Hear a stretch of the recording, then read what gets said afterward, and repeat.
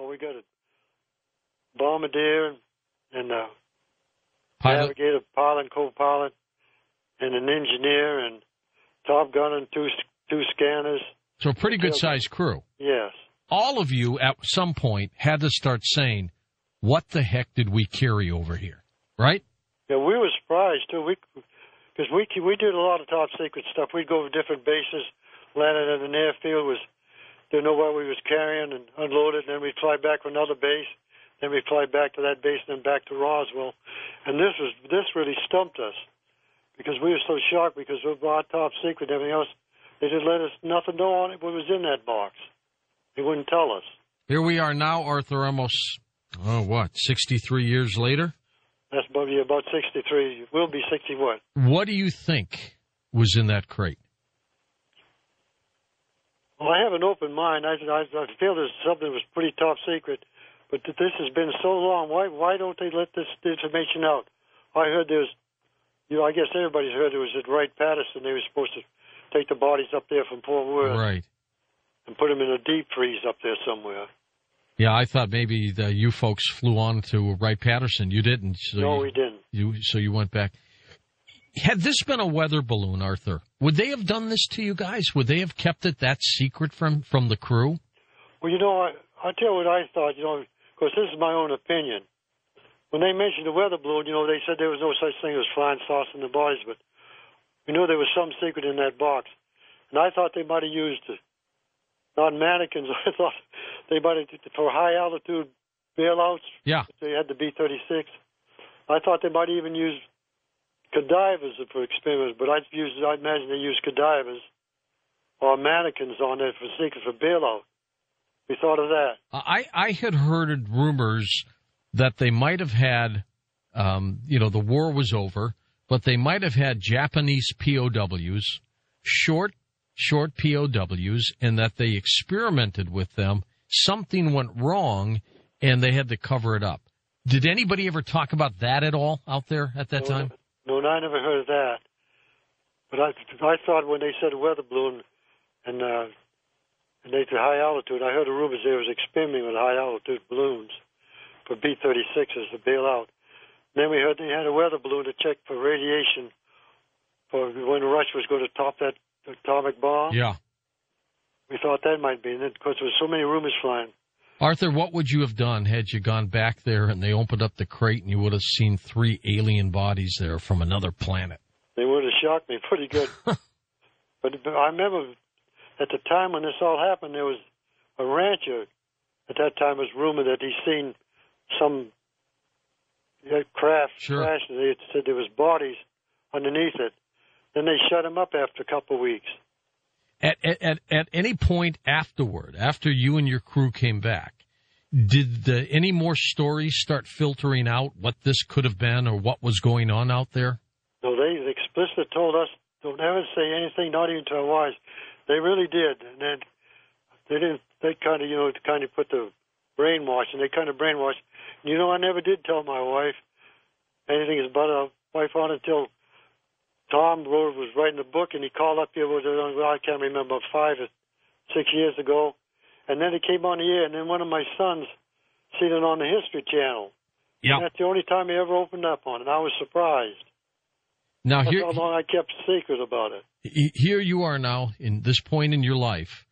Do you believe that this planet was visited, maybe at least in 1947, from a craft from a different world, crashed, and we recovered it, and we recovered their bodies? Do you think that happened?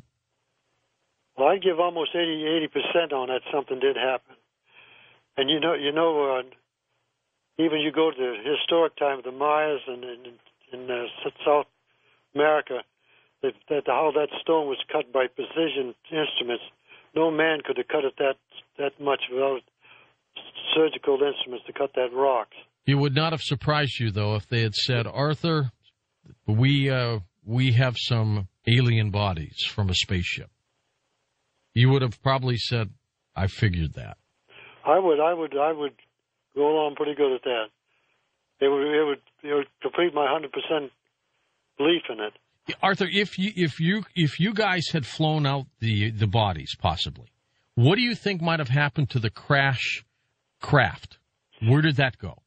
This was surprised me because they had to have maintenance crew, pick up the debris and everything. And of course, we heard it was in the hangar, some of the debris, but we never heard anything from the ground personnel, about picking up that aircraft. But on the base, on the news media and stuff like this, they said they found a piece of metal that had glyphics on it. Yes. All that stuff. Did you know anybody personally that might have picked up some pieces or anything like that? No, I haven't. But I heard where someone I heard by rumors that someone did pick up some pieces on that metal. They said you could bend it and it'd come back out and right. That was hard for me because absolutely.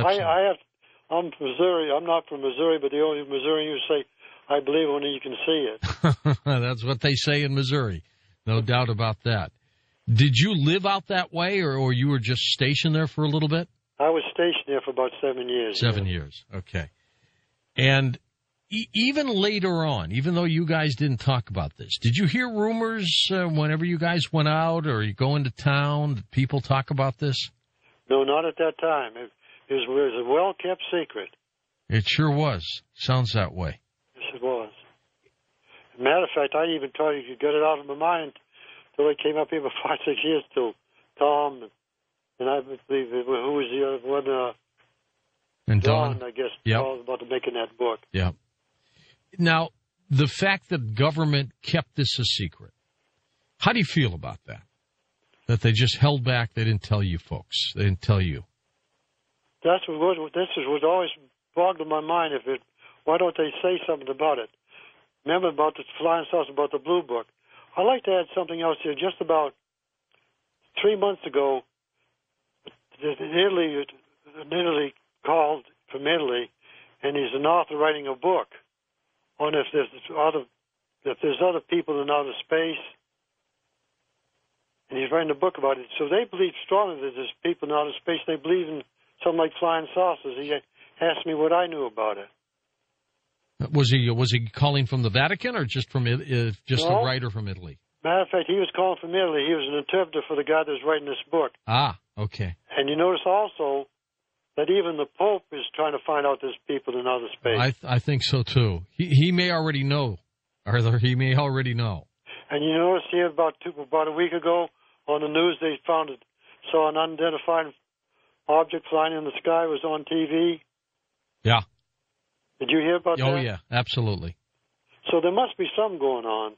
Every time you see stories like this now of UFOs and things like that, do you sit back and go, I know it's true? I know there's something has to be. It has to be. Well, the fact that you and your crew may have flown out 3 extraterrestrial bodies has got to be just, that's what I call the wow factor. You got to sit back and go, we probably really did that. I know what I do. Like he said, the navigate. I don't know if it was a bombardier, one of them on the crew said we made history. So they must knew something more about it or not. That's something. Arthur, how old are you now? I'm 86. All right, sir. My father just turned 87 2 days ago. Well, congratulations. And thanks for serving. Continued health to you, okay? I appreciate it. All right. Thank you, Arthur. And thank you. All right. That's Tom and Don. That's quite a story. It's quite the story from quite an individual. And it was a story that we've heard since 1990 from another crew member on that very flight, and then a subsequent individual, and Felix Martucci, who was the bombardier who had recognized the mortician. When we found him, he wanted no part of us. He would slam the phone down. He would yell no. We even went to his apartment down in San Antonio and basically staked it out. We tried to catch him even there. Let's talk about that nurse story that you two were telling us about before Arthur came in, who's quite a remarkable individual. I'm George Norrie. More of this incredible story. Witness to Roswell, unmasking the government's biggest cover-up. That's next on Coast to Coast AM.